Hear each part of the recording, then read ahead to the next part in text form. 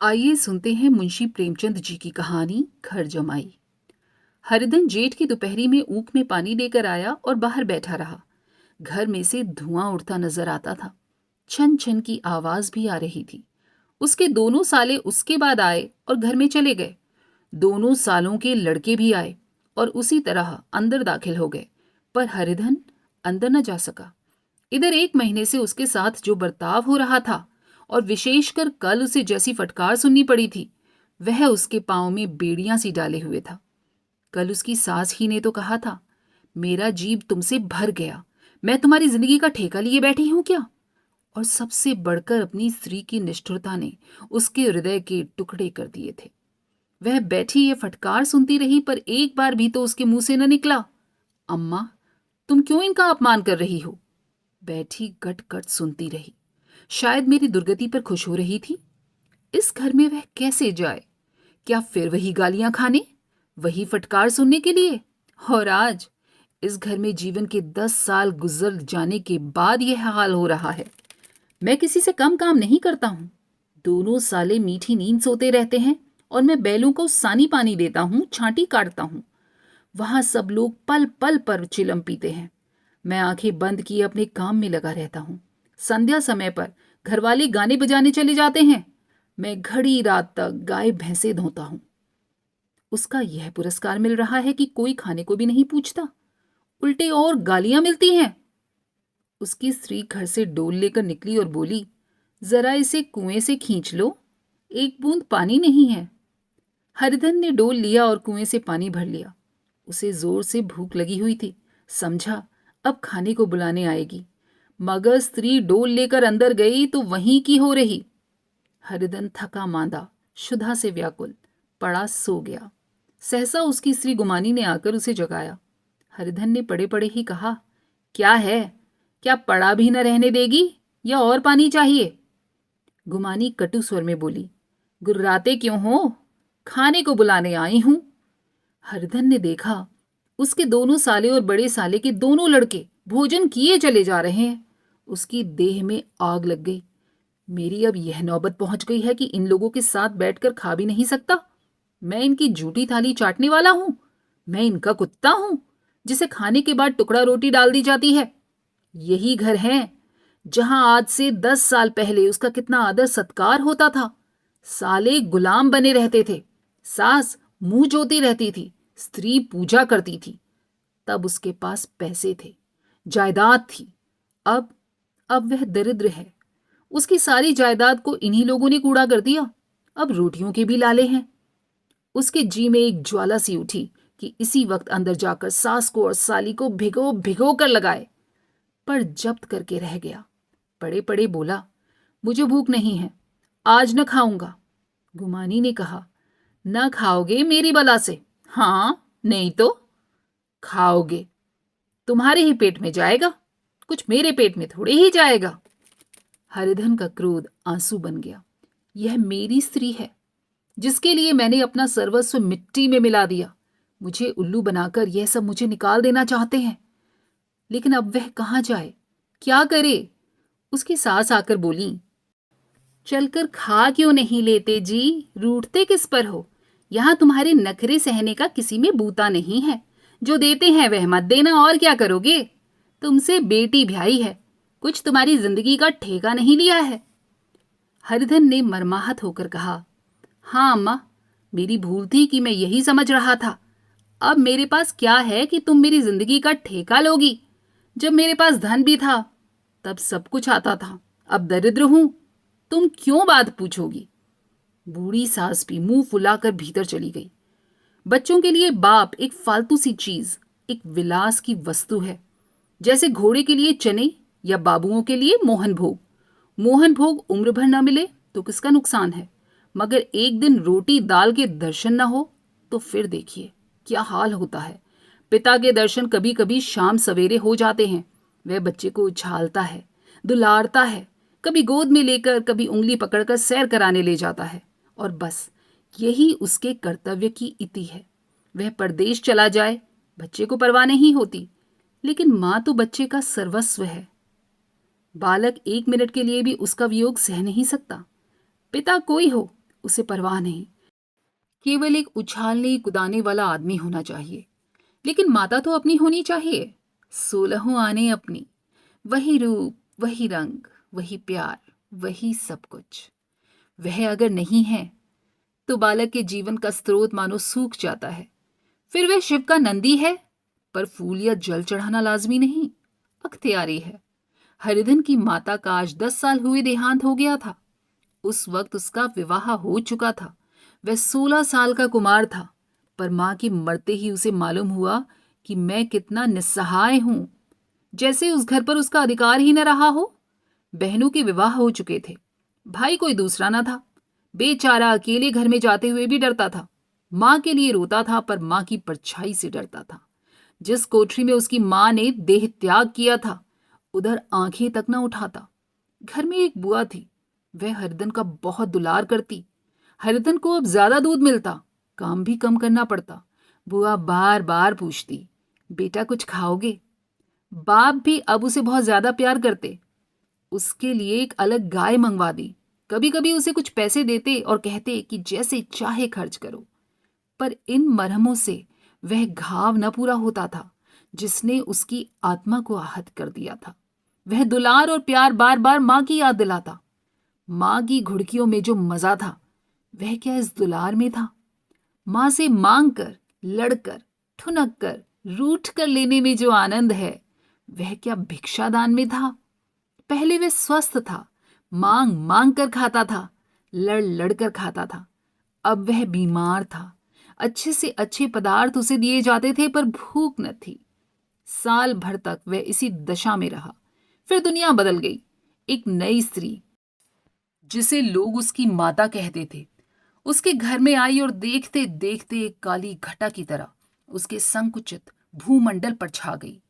सारी हरियाली, सारे प्रकाश पर अंधकार का पर्दा पड़ गया। हरिधन ने इस नकली मां से बात तक न की, कभी उसके पास न गया। एक दिन घर से निकला और ससुराल चला आया। बाप ने बार बार बुलाया, पर उसके जीते जी वह फिर उस घर में नहीं गया। जिस दिन उसके पिता के देहांत की सूचना मिली, उसे एक प्रकार का ईर्ष्यामय हर्ष हुआ। उसकी आंखों में आंसू की एक बूंद भी ना आई। इस नए संसार में आकर हरिधन को एक बार फिर मातृ स्नेह का आनंद मिला। उसकी सास ने ऋषि वरदान की भांति उसके शून्य जीवन को विभूतियों से परिपूर्ण कर दिया। मरुभूमि में हरियाली उत्पन्न हो गई। सालियों की चुहल में, सास के स्नेह में, सालों के वाक विलास में और स्त्री के प्रेम में उसके जीवन की सारी आकांक्षाएं पूरी हो गईं। सास कहती, बेटा तुम इस घर को अपना ही समझो, तुम ही हमारी आंखों के तारे हो। वह उससे अपने लड़कों की, बहुओं की शिकायत करती। वह दिल में समझता था, सासू जी मुझे अपने बेटों से भी ज्यादा चाहती हैं। बाप के मरते ही वह घर गया और अपने हिस्से की जायदाद को कूड़ा करके रुपयों की थैली लिए फिर आ गया। अब उसका दूना आदर सत्कार होने लगा। उसने अपनी सारी संपत्ति सास के चरणों पर अर्पण करके अपने जीवन को सार्थक कर दिया। अब तक उसे कभी कभार घर की याद आती थी, अब भूलकर भी उसकी याद ना आती, मानो वह उसके जीवन का कोई भीषण कांड था जिसे भूल जाना ही उसके लिए अच्छा था। वह घर में सबसे पहले उठता, सबसे ज्यादा काम करता। उसका मनोयोग, उसका परिश्रम देखकर गांव के लोग दांतों तले उंगली दबाते थे। उसके ससुर का भाग्य बखारते, जिसे ऐसा दामाद मिला। लेकिन ज्यों ज्यों दिन गुजरते गए, उसका मान सम्मान घटता गया। पहले देवता था, फिर घर का आदमी बना और अंत में घर का दास हो गया। रोटियों में भी बाधा पड़ गई। अपमान होने लगा, तिरस्कार होने लगा।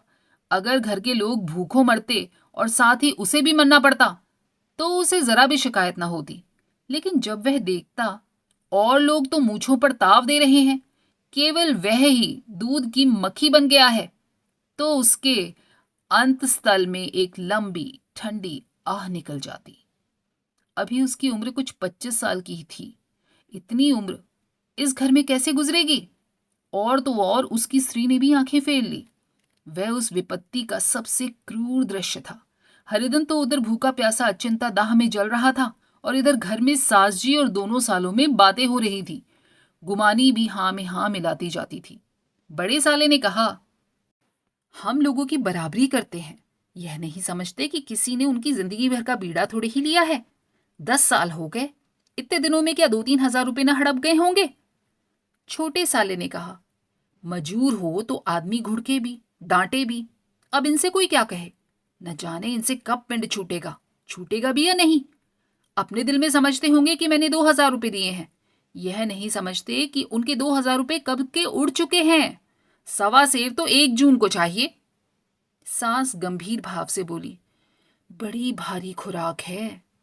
गुमानी माता के सिर से जूं निकाल रही थी, सुलगते हुए हृदय से बोली, निकम्मे आदमी को खाने के सिवा और काम ही क्या रहता है अम्मा।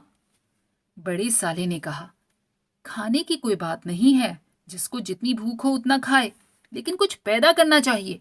ये नहीं समझते कि पहुनई में किसी के दिन कटे हैं भला। छोटे साले ने कहा, मैं तो एक दिन कह दूंगा, अब अपनी राह लीजिए। आपका कर्जा नहीं खाया है। गुमानी घरवालों की ऐसी ऐसी बातें सुनकर अपने पति से द्वेष करने लगी थी। अगर वह बाहर से 4 पैसे लाता तो इस घर में उसका कितना मान सम्मान होता। वह भी रानी बनकर रहती। न जाने क्यों कहीं बाहर जाकर कमाते उसकी नानी मरती है। गुमानी की मनोवृत्तियां अभी तक बिल्कुल बालपन की सी थी। उसका अपना कोई घर न था। उसी घर का हित अहित उसके लिए भी अभी भी प्रधान था। वह भी उन्हीं शब्दों में विचार करती, इस समस्या को उन्हीं आंखों से देखती जैसे उसके घरवाले देखते थे। सच तो है, 2 हजार रुपए में क्या किसी को मोल ले लेंगे। 10 साल में 2 हजार रुपए होते ही क्या हैं। 200 हों तो साल भर के हुए। क्या 2 आदमी साल भर में 200 रुपए भी ना खाएंगे।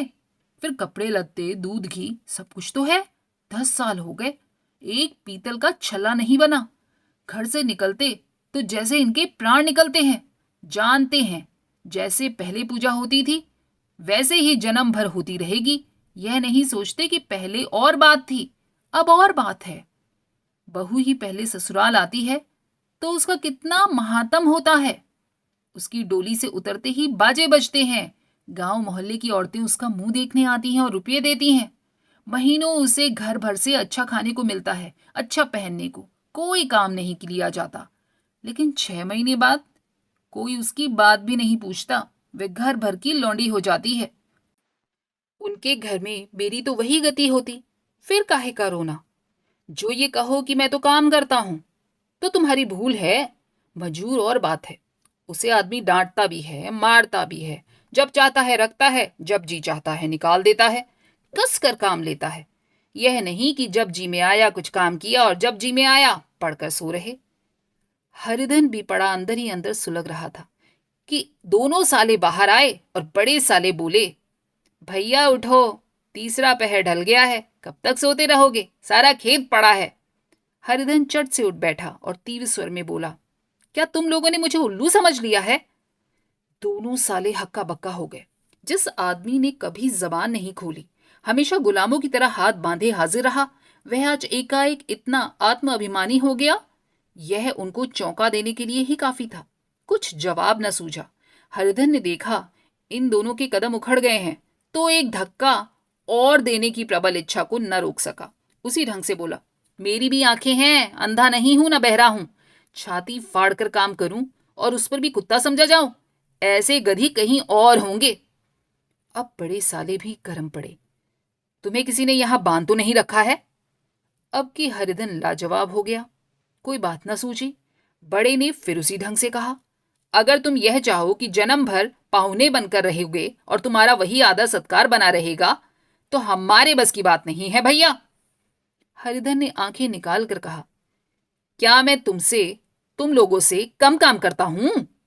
बड़े, यह कौन कहता है। हरिधन, तो तुम्हारे घर की यही नीति है कि जो सबसे ज्यादा काम करे वही भूखों मारा जाए। बड़े, तुम खुद खाने नहीं आए, क्या कोई तुम्हारे मुंह में कौर डाल देता। हरिधन ने होंठ चबाकर कहा, मैं खुद खाने नहीं गया। कहते तुम्हें लाज नहीं आती। नहीं आई थी तुम्हें बहन बुलाने। बड़े साले ने पूछा। हरिधन की आंखों में खून उतर गया, दांत पीस कर रह गया। छोटे साले ने कहा, अम्मा भी आई थी, तुमने कह दिया मुझे भूख नहीं है तो क्या करती।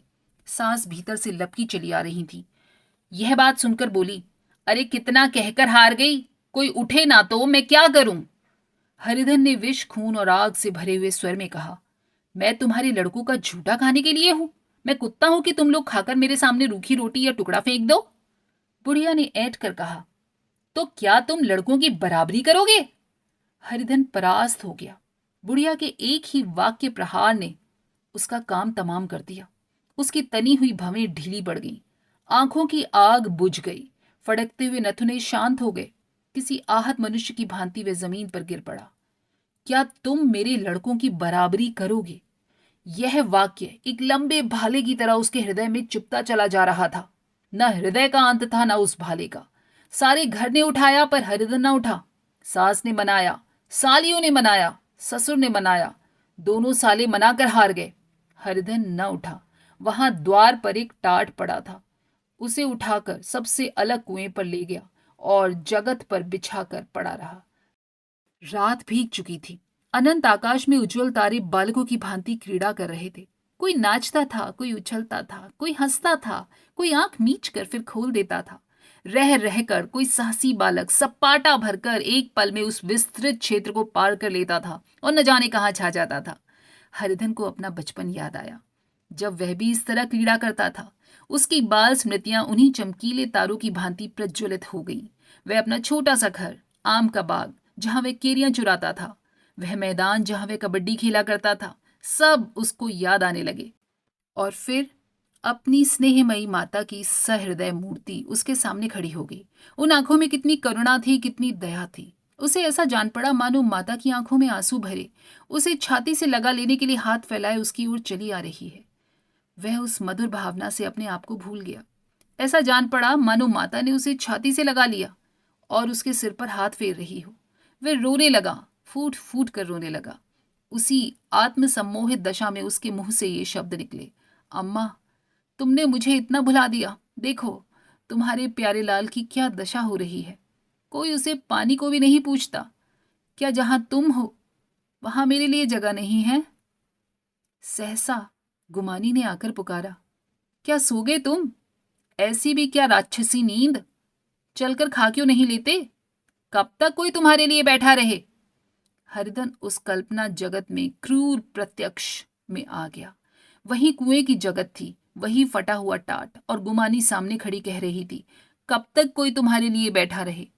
हरिधन उठ बैठा और मानो तलवार मयान से निकालकर बोला, भला तुम्हें मेरी सुध तो आई? मैंने कह तो दिया था मुझे भूख नहीं है। गुमानी, तो कितने दिन तक न खाओगे? अब इस घर का पानी भी न पीऊंगा। तुझे मेरे साथ चलना है या नहीं? दृढ़ संकल्प से भरे हुए इन शब्दों को सुनकर गुमानी सहम उठी। बोली, कहाँ जा रहे हो? हरिधन ने मानो नशे में कहा, तुझे इससे क्या मतलब? मेरे साथ चलेगी या नहीं? फिर पीछे से न कहना मुझसे कहा नहीं। गुमानी आपत्ति के भाव से बोली, तुम बताते क्यों नहीं कहाँ जा रहे हो? तू मेरे साथ चलेगी या नहीं? जब तक बता ना दोगे मैं न जाऊंगी। तो मालूम हो गया तू नहीं जाना चाहती। मुझे इतना ही पूछना था, नहीं तो अब तक मैं आधी दूर निकल गया होता। यह कहकर वह उठा और अपने घर की ओर चल पड़ा। गुमानी पुकारती रही, सुन लो, अरे सुन तो लो। पर उसने फिर पीछे मुड़कर न देखा। 30 मील की मंजिल हरिधन ने 5 घंटों में तय की। जब वह अपने गांव की अमराइयों के सामने पहुंचा तो उसकी मातृभावना उषा की सुनहरी गोद में खेल रही थी। उन वृक्षों को देखकर उसका विह्वल हृदय नाचने लगा। मंदिर का सुनहरा कलश देखकर वह इस तरह दौड़ा मानो एक छलांग में उसके ऊपर जा पहुंचेगा। वह वेग में दौड़ा जा रहा था, मानो उसकी माता गोद फैलाए उसे बुला रही हो। जब वह आमों के बाग में पहुंचा, वहां डालियों पर बैठकर वह हाथी की सवारी का आनंद पाता था। जहां के कच्चे बेरों और लिसोड़ों में एक स्वर्गीय स्वाद था, तो वह बैठ गया और भूमि पर सिर झुकाकर रोने लगा, मानो अपनी माता को अपनी विपत्ति कथा सुना रहा हो। वहां की वायु में, वहां के प्रकाश में मानो उसकी विराट रूपिणी माता व्याप्त हो रही थी। वहां की अंगुल अंगुल भूमि माता के पद चिन्हों से पवित्र थी। माता के स्नेह में डूबे हुए शब्द अभी तक मानो आकाश में गूंज रहे थे। इस वायु और इस आकाश में न जाने कौन सी संजीवनी थी जिसने उसके शोकात्र हृदय को फिर बालोत्साह से भर दिया। वह एक पेड़ पर चढ़ा और अधर से आम तोड़ तोड़ कर खाने लगा। सास के वह कठोर शब्द, स्त्री का वह निष्ठुर आघात, वह सारा अपमान उसे भूल गया। उसके पांव फूल गए थे। तलुओं में जलन हो रही थी, पर इस आनंद में उसे किसी बात का ध्यान ही न था। सहसा रखवाले ने पुकारा, अरे वे कौन ऊपर चढ़ा है रे?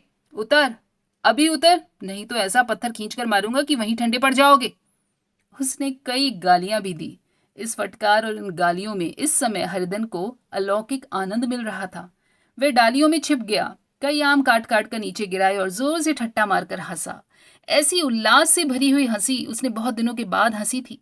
रखवाले को यह हंसी परिचित मालूम हुई, मगर हरिधन यहाँ कहा? वह तो ससुराल की रोटियां तोड़ रहा है। कैसा हंसोड़ा था, कितना चिब्बिला। न जाने बेचारे का क्या हाल हुआ। पेड़ की डाल से तालाब में कूद पड़ता था। अब गांव में ऐसा कौन है? डांट कर बोला, वहां से बैठे बैठे हंसोगे तो आकर सारी हंसी निकाल दूंगा। अरे सीधे नीचे उतर आओ। वे गालियां देता जा रहा था कि एक गुठली आकर उसके सिर पर लगी। सिर सहलाता हुआ बोला, ये कौन शैतान है? नहीं मानता? ठहर जा, मैं आकर तेरी खबर लेता हूं। उसने अपनी लकड़ी नीचे रख दी और बंदरों की तरह चट चट ऊपर चढ़ गया। देखा तो हरिधन बैठा मुस्कुरा रहा है। चकित होकर बोला, अरे हरिधन, तुम यहाँ कब आए? इस पेड़ पर कब से बैठे हो? दोनों बचपन के सखा वहीं गले मिले। यहाँ कब आए? चलो घर चलो। भले आदमी, क्या वहां आम भी मयस्सर नहीं होते? हरिधन ने मुस्कुराकर कहा, मंगरू, इन आमों में जो स्वाद है वह और कहीं के आमों में नहीं है। गांव का क्या रंग ढंग है मंगरू, सब चैन चान है भैया। तुमने तो जैसे नाता ही तोड़ लिया। इस तरह कोई अपना गांव घर छोड़कर जाता है? जब से तुम्हारे दादा मरे सारी गिरस्ती चौपट हो गई। 2 छोटे छोटे लड़के हैं, उनके लिए क्या होता है? हरिधन, अब उस गृहस्थी से क्या वास्ता है भाई? मैं तो अपना ले दे चुका हूं, मजूरी तो मिलेगी ना। तुम्हारी गैया ही चरा दिया करूंगा, मुझे खाने को दे देना। मंगरू ने अविश्वास के भाव से कहा, अरे भैया कैसी बात करते हो? तुम्हारे लिए जान हाजिर है। क्या ससुराल में न रहोगे अब? कोई बात नहीं, पहले तो तुम्हारा घर ही है, उसे संभालो। छोटे छोटे बच्चे हैं, उन्हें पालो। तुम नई अम्मा से नाहक डरते हो, बहुत सीधी है बेचारी, बस अपनी माँ समझो। तुम्हें पाकर तो निहाल हो जाएगी। अच्छा, घरवाली को भी लाओगे? हरिधन, अब उसका मुंह न देखूंगा, मेरे लिए वह मर गई। मंगरू, तो दूसरी सगाई हो जाएगी। अब की ऐसी मेहरिया ला दूंगा कि उसके पैर धो धो कर पियोगे। लेकिन कहीं पहली वाली आ गई तो? हरिधन, वह ना आएगी। हरिधन अपने घर पहुंचा तो दोनों भाई भैया भैया भैया कहकर आए। कहकर भीतर दौड़े और माँ को खबर दी। उस घर में कदम रखते ही हरिधन को ऐसा शांत महिमा का अनुभव हुआ, मानो वह अपनी माँ की गोद में बैठा हुआ है। इतने दिनों ठोकरे खाने से उसका हृदय कोमल हो गया।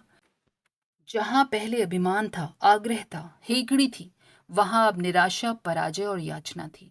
बीमारी को जोर कम हो चला था। अब मामूली दवा भी असर कर रही थी। किले की दीवारें छिद चुकी थी, अब उसमें घुस जाना असाध्य न था। वही घर जिससे वह एक दिन विरक्त हो गया था, अब गोद फैलाए उसे आश्रय देने को तैयार था। हरिधन का मन यह आश्रय पाकर तृप्त हो गया। शाम को विमाता ने कहा, बेटा, तुम घर आ गए, हमारा भाग्य धन। अब इन बच्चों को पालो। माँ का नाता ना सही, बाप का नाता तो है ही। मुझे एक रोटी दे देना, खाकर एक कोने में पड़ी रहूंगी। तुम्हारी अम्मा से मेरी बहन का नाता है, उस नाते तुम मेरे लड़के होते ही।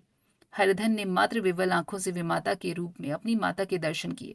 घर के एक एक कोने में मात्र स्मृतियों की छटा चांदनी की भांति छिटकी हुई थी। विमाता का प्रौढ़ मुखमंडल भी उसी छटा से रंजित था। दूसरे दिन हरिधन फिर कंधे पर हल रखकर खेत को चला। उसके मुख पर उल्लास था, आंखों में गर्व। वह अब किसी का आश्रित नहीं, आश्रयदाता था। किसी के द्वार का भिक्षुक नहीं, घर का रक्षक था। एक दिन उसने सुना गुमानी ने दूसरा घर कर लिया। माँ से बोला, तुमने सुना काकी, गुमानी ने घर कर लिया? काकी ने कहा, घर क्या कर लेगी, ठट्टा है। बिरादरी में ऐसा अंधेर, पंचायत नहीं अदालत तो है। हरिधन ने कहा, नहीं काकी, बहुत अच्छा हुआ। ला, महावीर जी को लड्डू चढ़ाऊं। मैं तो डर रहा था कहीं मेरे गले ना आ पड़े। भगवान ने मेरी सुन ली। मैं वहां से यही ठान कर चला था, अब उसका मुंह न देखूंगा। दोस्तों, कैसी लगी आपको ये कहानी घर जमाई? कमेंट करके बताइएगा। अगर पसंद आई हो तो लाइक, शेयर और सब्सक्राइब करना ना भूलिएगा। फिर मिलेंगे अगली बार ऐसी ही खूबसूरत कहानियां साहित्य के पिटारे से निकाल कर। तब तक स्वस्थ रहिए, मस्त रहिए और अपने परिवार का खूब ख्याल रखिए। नमस्कार।